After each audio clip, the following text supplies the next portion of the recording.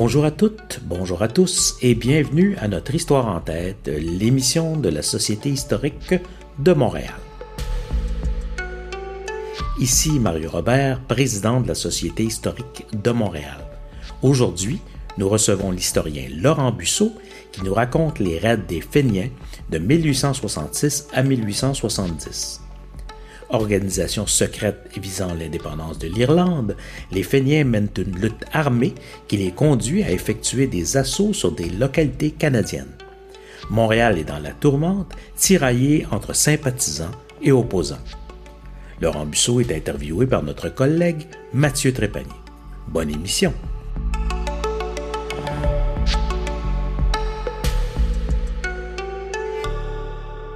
Bonjour à toutes et tous, mon nom est Mathieu Trépanier, historien et animateur, et c'est à nouveau un plaisir d'être avec vous aujourd'hui pour cette entrevue sur les ondes de Radio Ville-Marie pour cette émission hebdomadaire de Notre Histoire en tête, l'émission de la Société historique de Montréal. Aujourd'hui, à l'émission, on reçoit à nouveau l'historien et auteur Laurent Busseau. Laurent, merci d'être avec nous. Oui, merci, bonjour. Laurent Busseau, je le rappelle, vous êtes diplômé d'une maîtrise en histoire de l'Université de Montréal. Vous avez également un certificat en journalisme. Vous êtes un historien indépendant et vous œuvrez sous l'étiquette Historiens sans frontières depuis 2009. Depuis quelque temps, vous enseignez également à l'Université du Troisième Âge. Vous avez publié plusieurs articles et livres sur des sujets variés, souvent à cheval entre la France et le Québec. Et entre autres, de Québec, vous avez publié plusieurs trucs sur l'histoire des cantons de l'Est, où vous résidez depuis plusieurs années. Et ce qui nous amène justement à notre sujet d'aujourd'hui, en cette période, disons, élargie de la Saint-Patrick, qui est la question des Fenians. Et c'est un sujet très curieux et inusité dans l'histoire canadienne. Comment vous introduiriez la question des Fenians, Laurent Busseau? En fait, les fameux Fenians Raids, que en fait, beaucoup de gens connaissent au Québec par le nom, ce sont des attaques militaires qui se sont déroulées contre le Québec et l'Ontario, en fait contre le Canada en 1866 et en 1870. Et ces attaques venant des États-Unis, ce sont des Irlandais qui se sont regroupés en une armée qui s'appelait Irish Republican Army et qui avait décidé de capturer le Canada de l'époque pour libérer l'Irlande. Rien de moins. Et d'où vient ce mouvement? C'est quoi les origines des Fenians?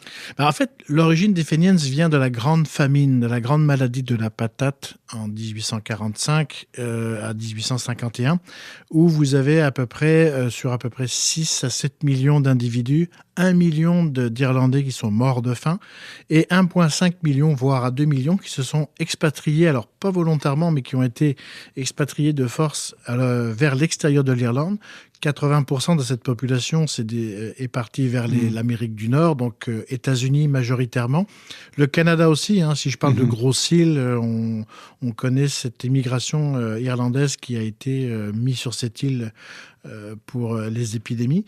Et en fait, les Fenians et les Irlandais ont connu à travers ce désastre écologique, parce que c'était la patate qui était une monoculture imposée par ce qu'on appelait des landlords, en fait des seigneurs de terre d'origine britannique ou protestants, et qui étaient reliés à l'Angleterre, et qui avaient décidé de faire une seule culture. Et quand une maladie, le mildiou, est arrivé dans la patate, ça a détruit en 6 ans non seulement toute la végétation écologique, enfin la production de la pomme de terre, mais également c'est que les gens sont morts de faim. On retrouvait des squelettes dans les fermes, et ces seigneurs, pour justement sauvegarder leur acquis économique et financier, ont expulsé de leur maison ces Irlandais, donc ils se sont trouvés à s'exiler de force vers les États-Unis et l'Amérique du Nord. Et les Irlandais avaient donc une revanche, une haine contre le système britannique qu'ils ont accusé à raison d'être responsables de ce désastre humain. Donc c'était un désastre humain. Donc en fait, vous parlez de candidats à l'immigration. En fait, on peut parler d'exilés, c'est-à-dire c'est les gens meurent de faim fin et le tiers du pays meurt ou part, en fait. Tout à fait. C'est un désastre écologique majeur, comme on en connaît encore aujourd'hui. En fait, les mouvements que l'on connaît au XXIe siècle, c'est exactement le mouvement qui s'est passé.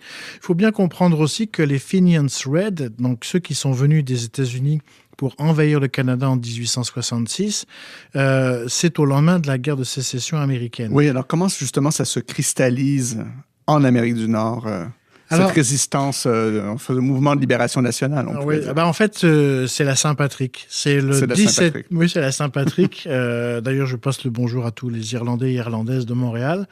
C'est le 17 mars 1858 qu'une confrérie secrète, celle des Fenians, est créée. Alors, à New York, mais également à Dublin, le même jour. Et cette société secrète a un but, c'est de libérer l'Irlande du joug anglais britannique.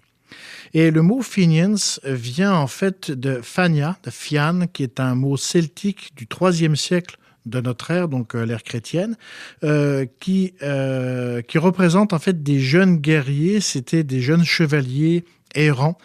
C'est un peu les chevaliers de la table ronde, comme on la connaît avec le roi Arthur, et qui étaient chargés de protéger les royaumes d'Irlande, royaumes chrétiens. Et cette mythologie du IIIe siècle chrétien, en fait, au XIXe siècle, est devenue la Fenians Brotherhood, la confrérie secrète. En français, on dit Fenians. Et ce groupe-là avait véritablement, parmi toutes les migrations irlandaises qui étaient dans les grandes villes industrielles, donc Boston, Buffalo, New York, vont se réunir, vont se retrouver, surtout au lendemain de la guerre civile américaine, qui se termine en 1865. Et ils ont un objectif commun, c'est d'abord d'aller libérer l'Irlande sur place. Ce projet tombe à l'eau parce qu'évidemment, c'est quand même loin en bateau pour aller en Europe. Et là, il y a parmi eux un groupe plus radical qui décide d'envahir directement le Canada britannique en se disant l'Angleterre est à nos portes. Et donc, les membres de ces groupes d'insurrection, c'est des gens qui font partie de la diaspora irlandaise qui s'est installée aux États-Unis, j'imagine, c'est ça? Oui, et en fait, ce qu'on va retrouver, ce sont surtout des vétérans irlandais. Oui, c'est ça, j'allais vous poser la question, c'est qui exactement ces gens-là? Alors, ces Fenians, ce sont des adhérents à des clubs secrets à travers les villes américaines. Ce sont plus ou moins majoritairement tous des anciens vétérans de la guerre civile américaine, tant du côté de l'Union au nord que du côté sécessionniste du sud. Et au lendemain de la fin du conflit civil, ils vont se regrouper, se réorganiser avec un objectif commun contre l'Angleterre, donc contre le Canada. Et ils vont créer une armée qui est l'Irish Republican Army, qui est l'IRA, en français. Et cette armée va envahir le Canada par l'Ontario et par le Québec en juin 1866. Alors, pour replacer, il y a eu une première invasion en avril 1866 qui va se dérouler au Nouveau-Brunswick, à Campobello. L'île de Campobello. L'île de Campobello, qui était une île que se disputaient le Canada anglais et les États-Unis. Et ce premier objectif était de semer la zizanie entre les deux nations. Alors, c'est un échec, et c'est là où le groupe le plus radical prend la direction de la Fenians Brotherhood, de la confrérie, et décide directement d'aller envahir le Canada voisin. Parce que l'idée d'origine, j'imagine, de Campobello, c'était de créer un immense incident diplomatique, c'est ça? Oui, c'était de forcer les États-Unis un petit peu à rentrer en guerre contre le Canada anglais, parce qu'au lendemain de la guerre de sécession, les États-Unis ont quand même une visée expansionniste et annexionniste, et ils visent particulièrement le Canada. Et dans cet objectif, les Fenians, politiquement, jouaient un petit peu la carte de créer la zizanie pour provoquer un incident. L'incident ne va pas se créer, mais par contre, l'invasion militaire de juin 1866 va se dérouler en deux temps. La première va se dérouler en Ontario du 2 juin au 5 juin 1866.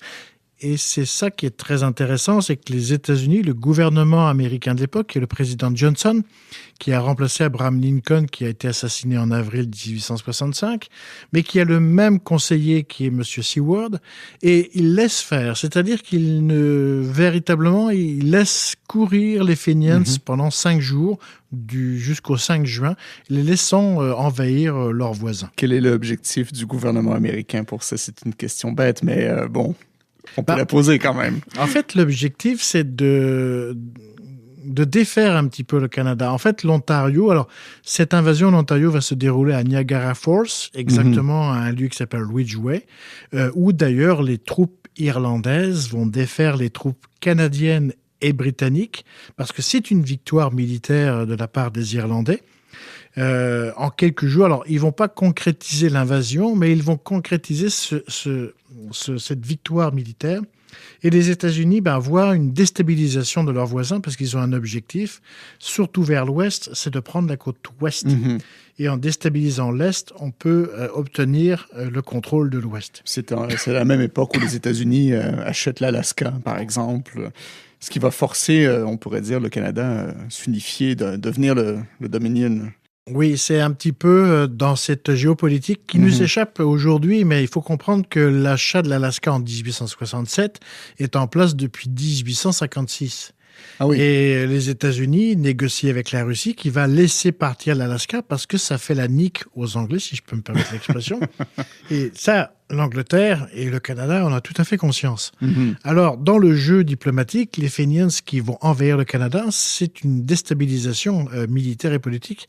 Et là, on se rend compte aussi en Ontario que l'armée canadienne n'est absolument pas au point. C'est une armée de milices, j'imagine, à cette époque-là, l'armée canadienne? En fait, c'est une armée de volontaires. Très peu entraînés. Alors, ce qui est très drôle en Ontario, mais c'est également le fait un peu au Québec, c'est que les officiers sont des gens qui payent leur place.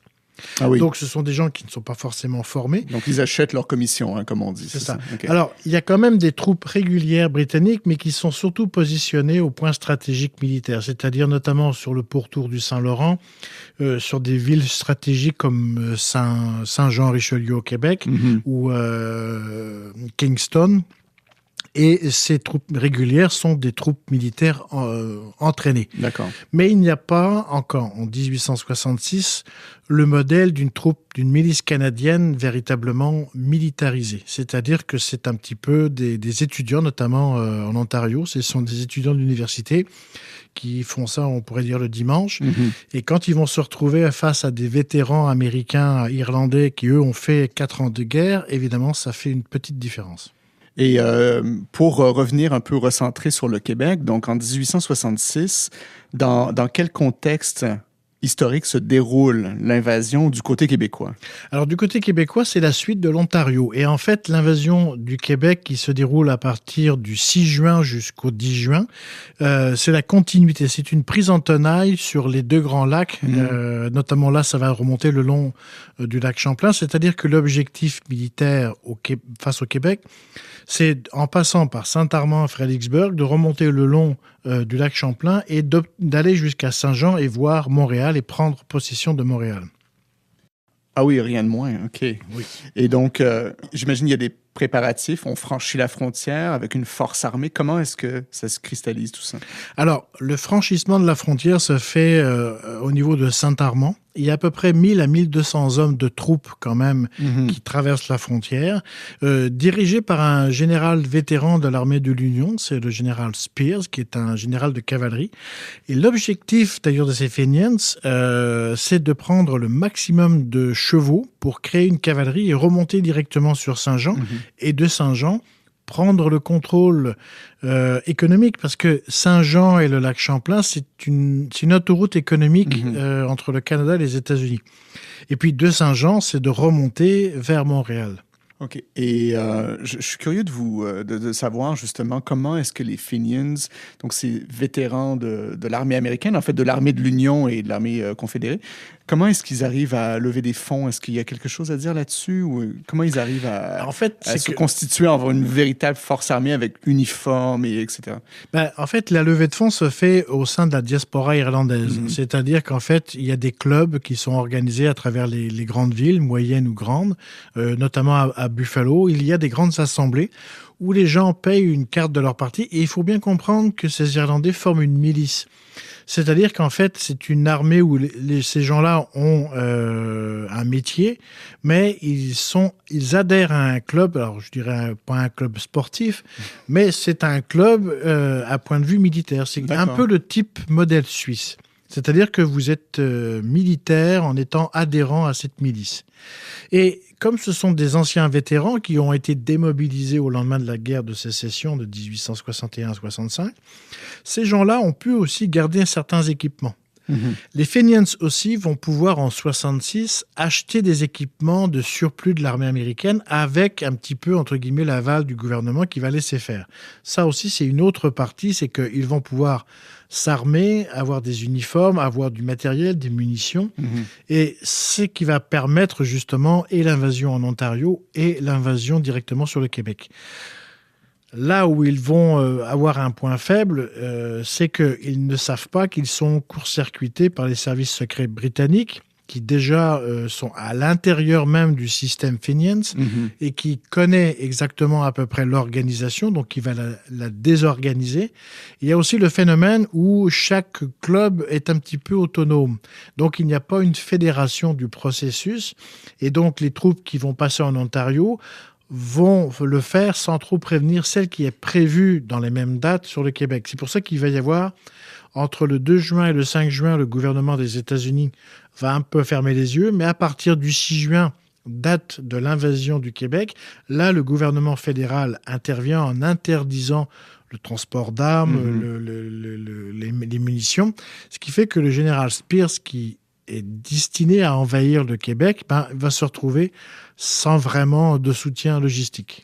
Et donc, justement, ça conditionne l'invasion de cette force armée au Québec. Oui. Donc, jusqu'où ils se rendent? Je suis curieux de savoir. En fait, ils vont se rendre un petit peu jusqu'à la ville de Dunham. Ils vont pas trop dépasser la MRC de Brome-Missisquoi parce que, justement, ils ont un problème de soutien logistique. Alors, ils vont quand même rentrer très facilement parce qu'il n'y a pas d'opposition militaire. L'autre phénomène, c'est que les miliciens canadiens qui étaient de la région vont tous être retirés et envoyés à Saint-Jean-en-Richelieu parce que c'est là que le point central de défense va s'organiser pour les Britanniques. Et quand ils vont rentrer à Saint-Amand et notamment aussi à Fredericksburg, il y a 250 Fenians qui vont rester 48 heures à Fredericksburg et créer la République d'Irlande du Canada à Fredericksburg. La République d'Irlande du Canada. Magnifique. Et j'aimerais vous questionner, Laurence, sur la réponse canadienne au Québec, justement. Comment est-ce que la réponse militaire va s'organiser et par qui?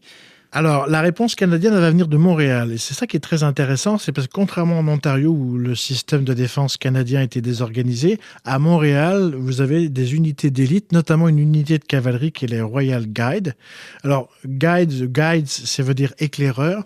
C'est une unité de cavalerie qui est typiquement montréalaise. D'ailleurs, la plupart des 40 cavaliers font partie du club de chasse à courre du fameux Montreal Hut Club, qui existe encore, qui a été créé en 1823 et qui encore aujourd'hui se promène à Bromont en tenue de chasse à courre. Oui. Et en fait, c'est une troupe d'élite qui va d'abord embarquer par train depuis Montréal. Il y a à peu près 1 millier de personnes qui vont les applaudir. Le maire de Montréal est là, tout le monde est là pour leur dire « Allez-y les gars ». Est-ce que ce sont les photos assez connues du Champ de Mars? Oui, tout à fait. Alors, le Champ de Mars représente ces cavaliers montréalais. Ce qui est très intéressant, alors ces cavaliers vont arriver à Saint-Jean, donc vont par train. Ensuite, pour faire très court, ils vont aller directement à cheval confronter les Fenians. Il va y avoir des échanges d'ailleurs de coups de sabre et de coups de fusil. Oui, ça va zipper comme on dit. Et puis finalement, on va repousser ces Fenians sur la frontière parce que totalement désorganisés et pas structurés. C'est une victoire canadienne. Et la fameuse photo de William Notman qu'on retrouve à McCord et qu'on voit régulièrement, eh bien, il y a quand même un détail historique important pour Montréal. C'est la première fois que les autorités britanniques honorent des troupes militaires canadiennes et de Montréal, donc cette fameuse troupe de cavalerie, parce qu'ils ont été les seuls à repousser l'ennemi. Et c'est eux qui vont avoir droit à tous les honneurs, même au détriment des officiers britanniques qui sont sur place. OK, donc on pressent le changement de régime, peut-être, quelque part. Hein? Oui, tout à fait. Ça amène aussi l'idée que les Canadiens vont pouvoir se prendre en main. Et c'est vrai que cette unité de cavalerie qui a quand même confronté directement l'ennemi fenians irlandais venant des États-Unis, va apporter ce mouvement où on va réorganiser les milices canadiennes. D'ailleurs, M. Cartier va faire une loi de 1868 pour la réorganisation de la milice canadienne, ce qui va faire qu'elle va se transformer en troupe d'élite réorganisée et entraînée par des professionnels venant d'Angleterre. Ah oui. Et donc, vous avez mentionné le rôle des Royal Guides. Il y a aussi, je crois que vous en aviez parlé dans une émission précédente qu'on avait enregistrée, vous et moi, toute la question de la police secrète canadienne qui apparaît à ce moment-là, ou qui existe déjà, mais qui a un rôle à jouer dans cette histoire. Alors, ça aussi, c'est assez exceptionnel parce qu'effectivement, il y a une police secrète, on pourrait dire les premiers services canadiens, notamment qui viennent de Montréal. C'est dès 1843, pour comprendre un peu d'où l'origine, c'est le colonel Ermatinger, qui est d'ailleurs un métis d'origine suisse par son père et Ojibwe par sa mère, qui est un officier et qui organise ce qu'on appelle la Montreal Water Police, donc la police maritime pour garder les canaux, les ports et faire véritablement la police sur des endroits stratégiques de l'économie montréalaise. Au tournant de 1866, il y a M. McKinnon, qui est un petit peu les services secrets ontariens, mais qui est surtout le bras droit de John Macdonald, qui lui organise ses premiers services secrets et qui demande à Ermatinger, avec ses détectives civils, c'est-à-dire qu'il faut comprendre que ce sont des policiers... Ce sont des hommes en civil. Ce sont des hommes en civil qui vont aller sur la frontière. Alors, c'est ça qui est intéressant. Ils vont sur la frontière du côté canadien, mais on les retrouve par leur correspondance télégraphique du côté américain. Et ils rendent compte un petit peu de ces invasions, en fait, de la formation des Fenians quand ils arrivent, notamment à Saint-Albans, qui est au Vermont.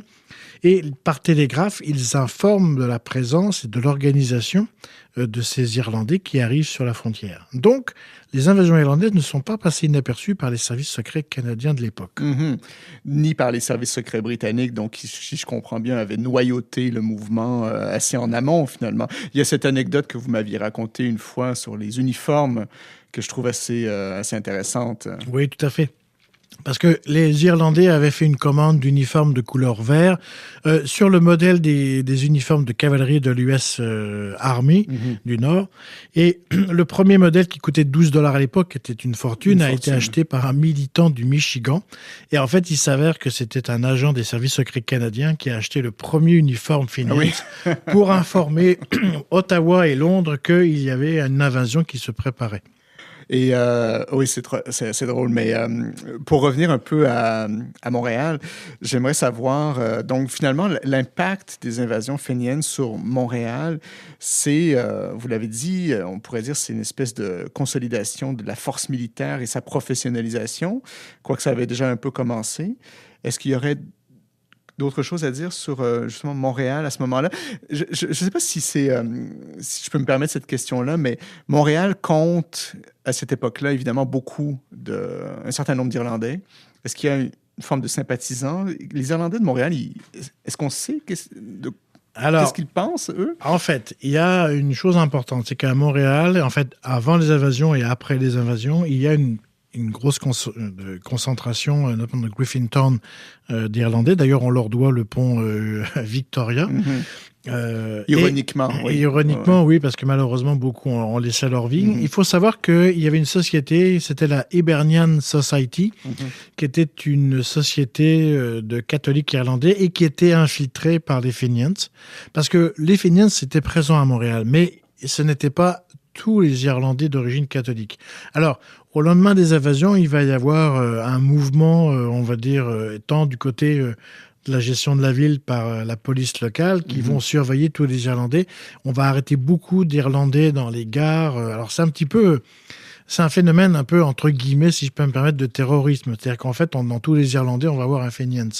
Alors, beaucoup d'Irlandais vont se retrouver en prison. Certains à juste titre, mais la grande majorité, non. Il y a un autre phénomène aussi au Québec et au Canada, contrairement aux États-Unis, c'est qu'il y a l'Église catholique romaine. Et elle est très présente à Montréal, et c'est elle qui va aussi servir un petit peu de contrôle sur cette population, sur ces sur ces ouailles catholiques parce que l'Église n'aime pas du tout les Fenians. D'abord, c'est une société républicaine, donc ça va à l'encontre un peu du dogme du Vatican. D'ailleurs, le Vatican va condamner dès 1868 au lendemain d'un meurtre qui va se dérouler à Ottawa, mais qui concerne Montréal, on va en parler, notamment de Thomas D'Arcy McGee, qui est un député montréalais d'origine irlandaise. Et puis l'Église catholique va servir un petit peu de police secrète du gouvernement à Ottawa, parce qu'ils vont surveiller véritablement, ils vont faire des comptes rendus sur un petit peu ce qui se passe dans les églises à Montréal et au Québec, ce qui va permettre aussi de contingenter le mouvement Fenians sur le territoire de Montréal. Mais il y a quand même une présence Fenians qui est effective à Montréal également. Sur ces bons mots, mon cher Laurent, je propose de faire une pause musicale. On a choisi, vous et moi, une pièce musicale justement qui date plus ou moins de cette époque-là, en fait, qui date de l'époque de la guerre civile américaine. Mais comme vous l'avez expliqué, donc la guerre civile américaine a eu son rôle à jouer dans la création des Fenians et de l'armée républicaine irlandaise. Donc on écoute une musique qui s'appelle The Irish Volunteer, qui date donc de la guerre civile américaine et qui est une chanson donc irlando-américaine qui souligne, disons, la vaillance des soldats de la 69e brigade irlandaise de l'armée de l'Union. Donc, on écoute ça et on se retrouve après pour une deuxième partie.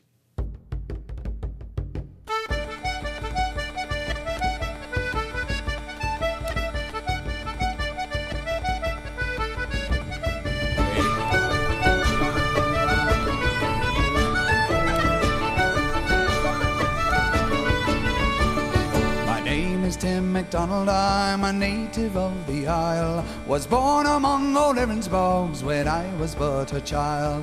My father fought in '98 for liberty so dear. He fell upon old Vinegar Hill like an Irish volunteer. Then raise the harp of Erin, boys, the flag we all revere. We'll fight and fall beneath its folds like Irish volunteers. Then raise the harp of Erin, boys, the flag we all revere. We'll fight and fall beneath its folds like Irish volunteers. When I was driven from my home by an oppressor's hand, I cut my sticks and greased me brogues and came o'er to this land. I found a home and many friends and some that I love dear. The jabbers, I'll stick to them like bricks in an Irish volunteer. Then fill your glasses up, me boys, and drink a hearty cheer to the land of our adoption and the Irish volunteers. Then fill your glasses up, me boys, and drink a hearty cheer to the land of our adoption and the Irish volunteers. Now when the traitors in the south commenced a warlike raid, I quickly then laid down my heart to the devil with my spade. To a recruiting office then I went that happened to be near, and joined the good old 69th like an Irish volunteer. Then fill the ranks and march away, no traitors do we fear. We'll drive them all to blazes, says the Irish volunteer. Then fill the ranks and march away, no traitors do we fear. We'll drive them all to blazes, says the Irish volunteer.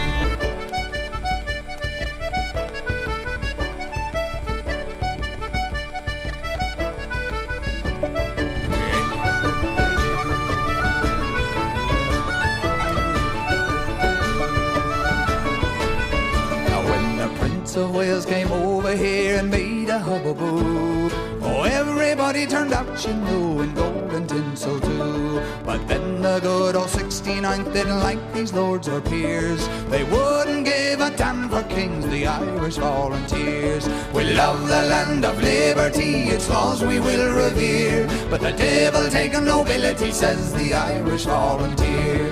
We love the land of liberty, its laws we will revere. But the devil take a nobility, says the Irish volunteer.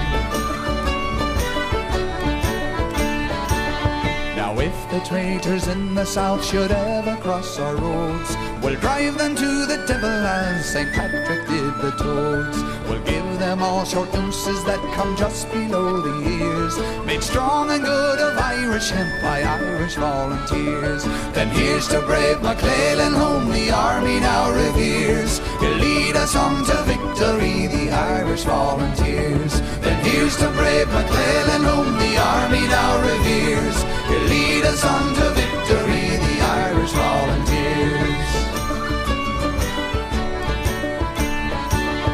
Fill your glasses up, my boys, a toast come drink with me.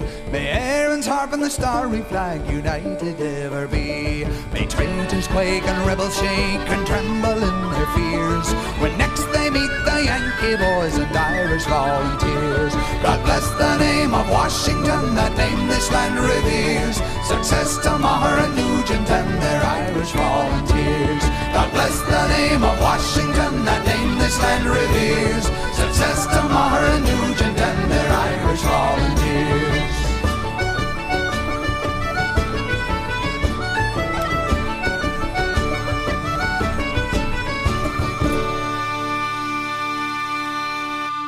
On est de retour, Laurent Busseau, dans cette deuxième partie de l'émission. Je pense que la musique vous a interpellé un peu.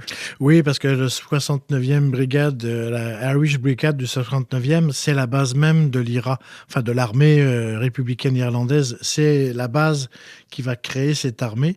C'est à partir de ce noyau dur de vétérans qu'on va véritablement construire cette armée.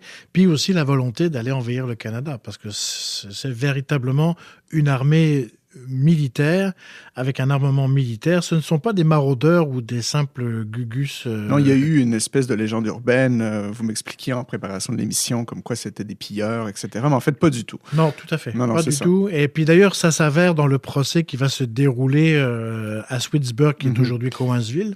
Oui, c'est ça. Je me demandais justement, à la suite de cet échec militaire des Fenians, qu'est-ce qui leur arrive à eux? En fait, la fameuse charge des Royal Guards, la cavalerie de Montréal, va faire qu'il va y avoir en tout 16 prisonniers Fenians qui vont être capturés du côté canadien. Et d'ailleurs, sur l'île Sainte-Hélène, le bunker en bois qui existait jusque dans les années 1950 était appelé le bunker des Fenians. Ah oui, ok. Oui, parce qu'on l'a utilisé pour enfermer ces Fenians-là. Ils ont fait partie de la prison de Montréal aussi. D'ailleurs, c'est pour ça que j'ai pu retrouver leur nom dans la liste des prisonniers au pied courant. Au pied du courant, oui. Pied du courant, oui. Ils étaient listés. Et ces prisonniers qui faisaient partie de ces troupes d'invasion vont se retrouver à être jugés en procès à Swedesburg, donc à Cowansville, en décembre 1866. Alors, l'impact pour Montréal, c'est d'abord que les polices secrètes, sous le commandement d'Ermatinger, il y a à peu près une trentaine de policiers secrets armés de fusils à répétition qui vont escorter ces 16 prisonniers. Et puis ça va surtout, à Montréal, créer un incident diplomatique. Parce que le représentant des États-Unis, qui est le consul, qui s'appelle M. Potter, va faire une plainte officielle, qui relaie d'ailleurs le gouvernement américain. On ne juge pas sur le territoire britannique des citoyens américains. Ah oui, ok. Et du côté britannique, du côté canadien, on va, pour ces Irlandais qui ont participé à cette attaque, retirer l'habeas corpus. On en a parlé avec M. Lamirande, parce qu'on considère qu'ils sont traîtres à la nation. Alors, juste avant le procès, même injuré un petit peu pendant, il va y avoir un consensus très canado-américain, c'est-à-dire qu'on va garder, le Canada, pour le jugement final, va garder 3 Irlandais, mais qui sont nés en Irlande. Donc, ils sont nés britanniques. Ouais. Donc, ils sont considérés comme traîtres, n'ont pas le droit à l'habeas corpus et vont être jugés pour haute trahison à Sa Majesté. Qu'est-ce qui va leur arriver à ces gars-là? Alors, la première peine qui était demandée, c'était la pendaison. Mais pour éviter d'en faire des martyrs et pour éviter aussi qu'il y ait justement une révolte irlandaise au Canada et principalement oui, parce qu'il y en a à Montréal, des Irlandais. Oui, tout à fait.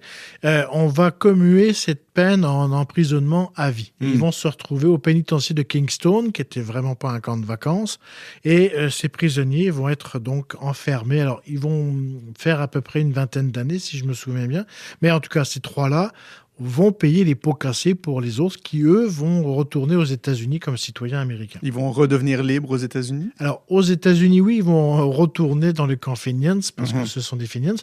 Alors, ce qui est très intéressant, ça a été pareil en Ontario. Tous les Fenians qui sont retournés du côté américain, où l'armée américaine les avait interceptés, moyennant qu'ils laissent sur place leurs armes, leurs munitions et leurs surplus militaires, vont être complètement libres. Ah oui. Donc, du côté américain, on ne les arrête pas. Ce sont des citoyens parce qu'ils n'ont commis aucun crime aux États-Unis. Non, c'est ça. Inversement, du côté canadien, ceux qui vont être gardés, en Ontario c'est pareil, on veut absolument les juger. La population veut leur tête, mais le gouvernement de John Macdonald, qui comprend la difficulté de la situation, puis surtout qu'on a un voisin puissant, quand même. Un géant militarisé qui sort d'une guerre civile. Exactement. Alors, on va peser le pour et le contre, et en transformant ces accusations, enfin pas les accusations, mais l'emprisonnement à vie, eh bien, on n'en fait pas des martyrs, on ne se met pas à dos les États-Unis et on sauve l'honneur face à l'Angleterre qui, eux, évidemment, demandaient une sentence exemplaire. Et quel climat, quel climat s'installe à Montréal? Vous m'aviez parlé d'une Fenian, ce qu'on appelait la Fenian Scare. De quoi il s'agit? La peur du Fenians ou l'épouvante Fenians. Mais en fait, c'est une réalité parce qu'au tournant de 1867, alors, il y a un phénomène qu'il faut comprendre, c'est que les invasions et les attaques Fenians, tant en Ontario et au Québec, vont quand même aider le gouvernement de John Macdonald. Parce qu'on est dans le processus, depuis 1864, de créer une fédération canadienne. Alors, on dit aujourd'hui confédération, mais c'est une fédération. Or, cette première fédération de 4 provinces, surtout pour celles des maritimes comme le Nouveau-Brunswick, ce n'était pas encore fait sur les cartons. Entre décembre 1866 et mars 1867, le gouvernement canadien négocie la ratification, ce qu'on appelle la sanction royale, qui va arriver en mars 1867 à Londres. Et pour avoir ça, mais les féministes ont aidé un petit peu parce que indirectement, ils vont créer le processus d'unification des provinces qui ont été attaquées ou qui sont en risque face aux voisins américains. Est-ce que l'attaque des Fenians finalement a révélé une espèce de profonde faiblesse militaire et géopolitique du Canada? C'est souvent mentionné. Je me souviens dans les cours d'histoire, en particulier les Fenians, c'est une des raisons de l'avènement de la Confédération. Oui, en fait, ils sont le déclencheur. En fait, c'est la mèche qui met le feu aux poudres pour pouvoir signer cette Confédération. Puis, il faut aussi comprendre dans le contexte que nos Américains vont signer en mars l'achat de l'Alaska. Oui. Le 29 mars, c'est la sanction royale à Londres pour la création de la Fédération canadienne qui est effective à la ratification du 1er juillet 1867. Mais les Fenians, qui sont toujours un danger réel, et c'est pour ça que dès 1867 à 1870, avec la deuxième invasion, il y a ce qu'on appelle la Fenian Scare, que vous avez dit, et cette peur est concrète parce que, d'abord, on voit des attaques partout. Il y a des correspondants, notamment de la Gazette, qui sont sur la frontière et qui disent « J'ai vu des Fenians qui se préparent ». Il y a véritablement une atmosphère de peur de ce retour d'invasion externe, mais aussi interne. Mais est-ce qu'il se passe quelque chose sur le terrain ou c'est vraiment une peur qui est devenue peu rationnelle?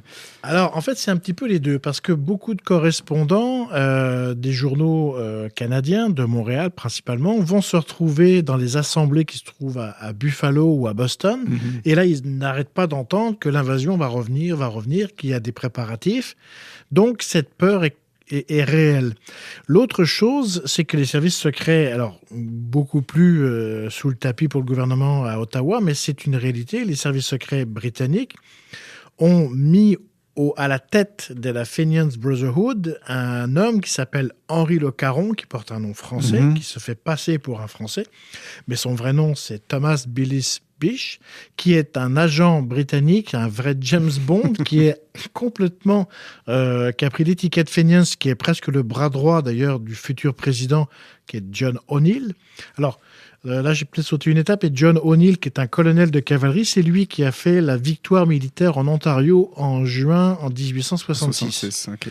À partir de 68-69, il devient le président de toute la fraternité et confrérie Fenians. Okay.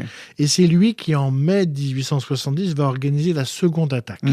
Et son bras droit est un agent britannique des services secrets. Ah oui, d'accord. Donc, encore une fois, les Britanniques noyautent le mouvement complètement depuis le début. C'est ça. Donc, la Fenian Scare à Montréal, c'est ça. C'est alimenté par la presse, si je comprends bien, et par... OK, très bien. Il y a tout un ensemble. Et ça nous amène à un événement assez important dans l'histoire du Canada, donc qui a sans doute contribué à cette peur.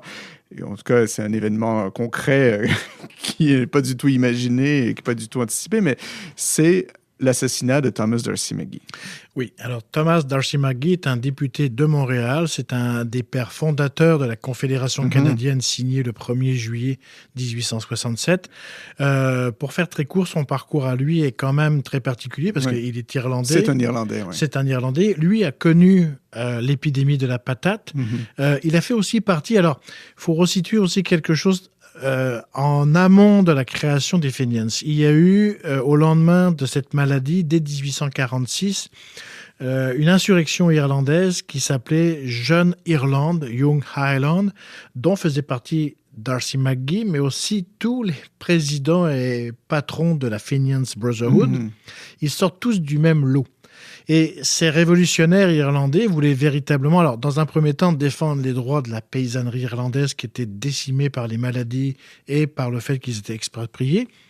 Ensuite, c'est un mouvement armé, mais qui a été étouffé dans l'œuf par l'armée britannique. Alors c'est aussi une des causes de la haine irlandaise contre l'Angleterre, parce que l'armée britannique a contribué à éteindre cette insurrection populaire. Et D'Arcy McGee a été en France, comme beaucoup, ensuite aux États-Unis. Il a été journaliste au Boston Pilot. Et il a vu la situation de ces Irlandais qui étaient aux États-Unis avant la guerre civile, qui étaient déconsidérés, qui étaient une sous-population. Parce que catholique. Parce que catholique dans un environnement protestant, parce que main-d'œuvre facile, mais en fait, comme tous les expatriés qui arrivent dans un pays, ils n'ont aucun droit. Ce qui leur a donné des droits aux Irlandais aux États-Unis, c'est qu'ils ont participé à la guerre civile américaine. D'Arcy McGee avait déjà quitté pour le Canada et lui a eu cette vision que depuis le Canada, les Irlandais, comme sujets canadiens, étaient l'égal des sujets britanniques et canadiens français. Et son objectif politique était clairement de se dissocier du mouvement Fenians. D'ailleurs, il l'a dit lui-même, il a fait une campagne anti-Fenians. Il disait que le fénianisme était un danger. Il disait qu'à Montréal, d'ailleurs, n'avait pas sa place, que c'était les invasions de 1866, c'était des meurtres et pas une guerre classique. Et il déconsidérait le mouvement parce que c'était à l'encontre de la cause irlandaise au Canada. Ce qui lui a valu, évidemment, une haine et considéré comme traître par les mouvements Fenians irlandais. Et c'est ce qui va amener le 7 avril 1868, alors quand il est à Ottawa, en quittant l'appartement de son ami qui est le directeur et rédacteur de l'Opinion publique, qui est un journal de Montréal. Il se fait tuer, il reçoit une balle dans la nuque. Et c'est un sympathisant Fenians, Patrick Whelan, qui est accusé du meurtre, qui va passer en procès et qui va être condamné à la sentence capitale, qui va être pendu l'année suivante à Ottawa. La petite anecdote pour les Montréalais, c'est que c'est le fameux fantôme de la prison d'Ottawa. Ah oui. Donc, quand vous faites le parcours touristique, le fantôme, c'est Patrick Whelan. Et cet assassinat politique, d'ailleurs, c'est la première fois et la dernière fois, par M. Laporte au Québec, mais d'un point de vue... assassinat politique. Un assassinat politique ciblé. Ce qui va annoncer d'ailleurs le XXe siècle en Irlande du Nord, parce que c'est un peu le même processus. Et ça va contribuer à cette épouvante Fenians, parce que là, les Fenians peuvent éventuellement agir comme assassin partout au Canada. Et donc, vous avez mentionné tout à l'heure, Laurent, que justement, l'activité des Fenians ne cesse pas du tout, au contraire. Et cette peur des Fenians culmine quelques années plus tard, en 1870. Oui, tout à fait. Et là, en fait, c'est une réalité aussi, parce qu'en 1870, les Fenians, c'est notamment John O'Neill, qui est le nouveau directeur, alors qui est un radical, puis c'est un ancien vétéran militaire de l'armée américaine, ils décident de revenir et de retenter leur chance pour envahir à nouveau le Canada. Alors cette fois... Ça se passe où, cette fois-ci? En fait, c'est que... Et on est dans un contexte en 1870 qu'il faut replacer avec Louis Riel. Pourquoi les Irlandais décident en mai 1870 de revenir et de repasser une seule fois par le Québec au même endroit à Saint-Armand et Fredericksburg? C'est parce qu'en avril 1870, il y a les événements qui se déroulent au Manitoba, où là, le gouvernement de M.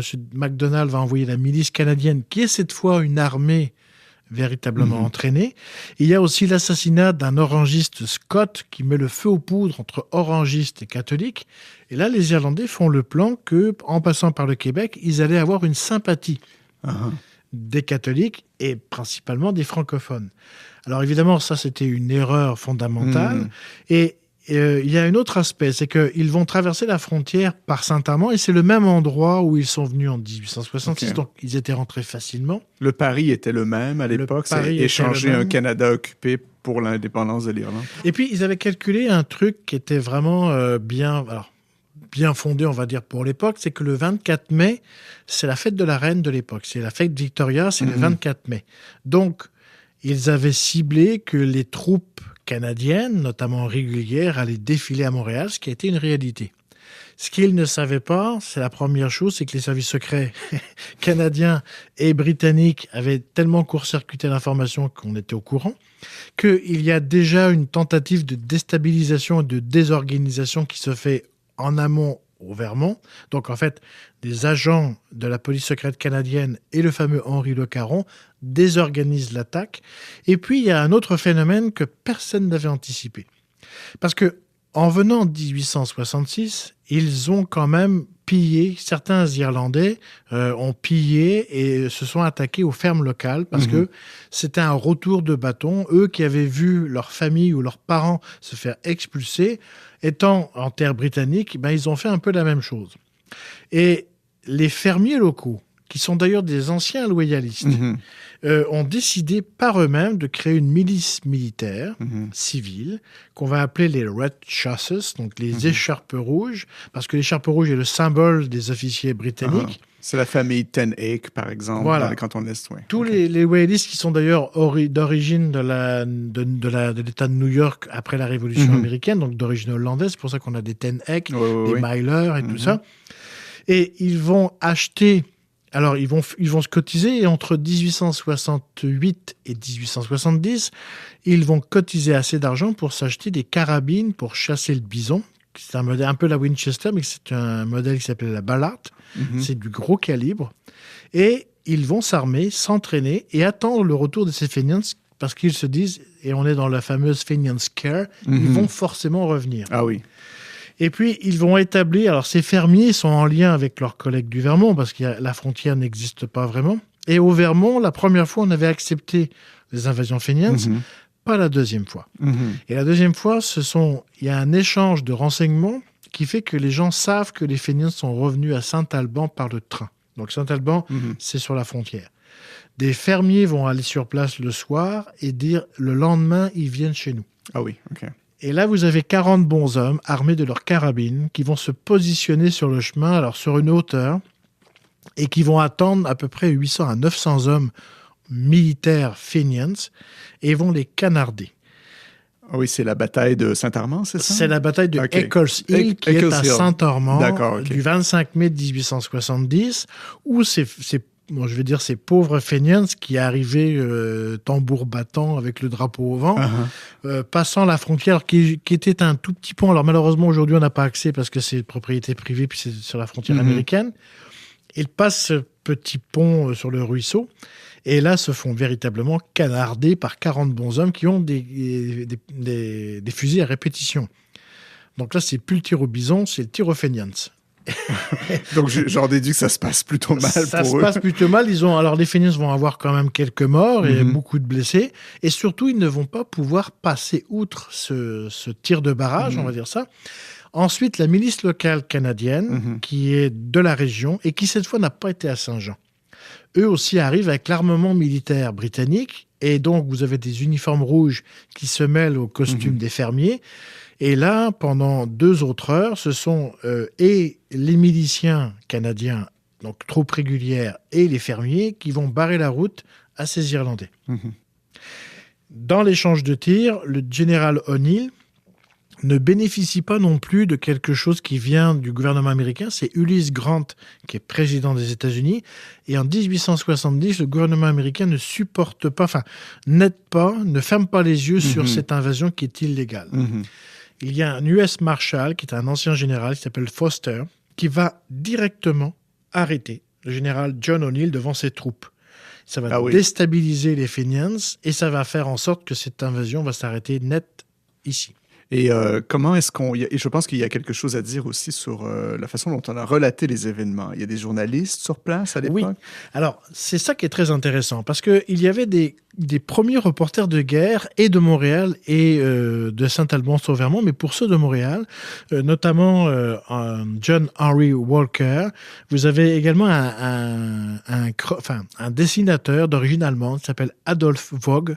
Il travaille pour l'Opinion publique ou le Canadian Illustrated News, qui sont des journaux de Montréal.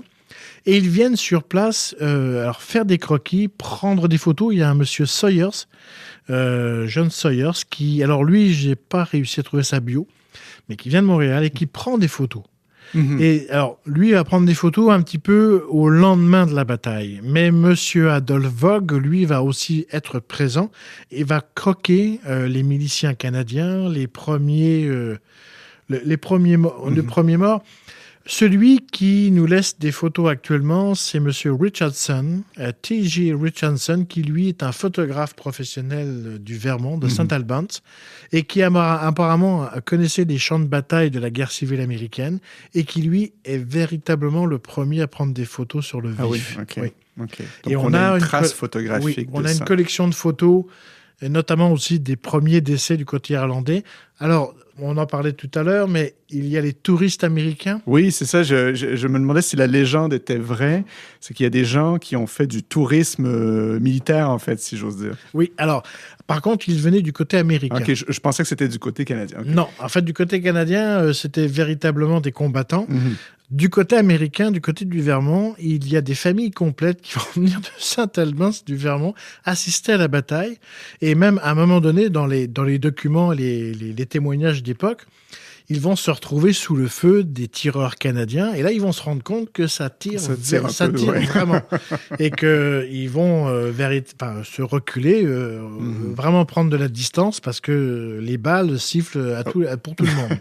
Mais le tourisme militaire, c'était quelque chose qu'on avait vu aux États-Unis aussi pendant la guerre civile, par exemple, des choses comme ça. Les premiers combats, notamment un qui s'appelle Bull Run en 1862, où vous avez une bourgeoisie américaine qui était venue avec le pique-nique et les familles complètes assister à la bataille jusqu'à l'arrivée des premiers éclats d'obus. Oui, c'est ça, là où on s'en va. Mais Henri Dunant, pour l'histoire, si je peux me permettre une légère digression, a fondé la Croix-Rouge après avoir fait du tourisme militaire. Oui, à Solferino, quand les Français... avoir eu son choc, là, il a fait ça. Bah, vous savez, sur un champ de bataille, quand on commence à voir des gens éparpillés en petits morceaux, on se rend compte que c'est une réalité, malheureusement, qui est en cours de nos jours. Et comment ça se termine, l'aventure des Fenians? Alors, en fait, cette invasion qui va se dérouler le 25 mai s'arrête net. Il y a aussi un petit détail historique qui a été ignoré, c'est que le fils cadet de la reine Victoria, qui est officier, alors il n'est pas gouverneur encore, il est jeune officier, il fait partie d'un régiment qui se trouve à Montréal, et lui ne va pas venir en touriste, mais il va venir sur place. C'est le prince Arthur, et on va lui offrir un uniforme irlandais. Ah oui.